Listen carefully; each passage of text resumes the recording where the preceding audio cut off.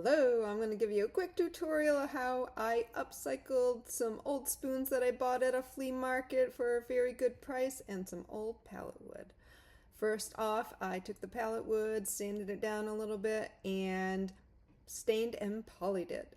Then I took the spoons and a hammer and I flattened out the curved part of the spoon, and then I molded the handle that you hold with around some metal, and I also used the hammer to help flatten that out. Once I've bent the spoons, then I drilled holes in the spoon portion of the spoon where you usually drink or eat from, and then I used those holes to attach the screws right through those holes, including a washer, into the pallet wood.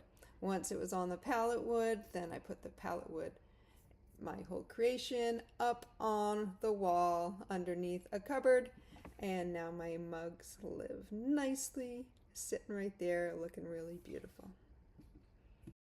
If you find my videos useful or entertaining, please click like and subscribe. Thank you.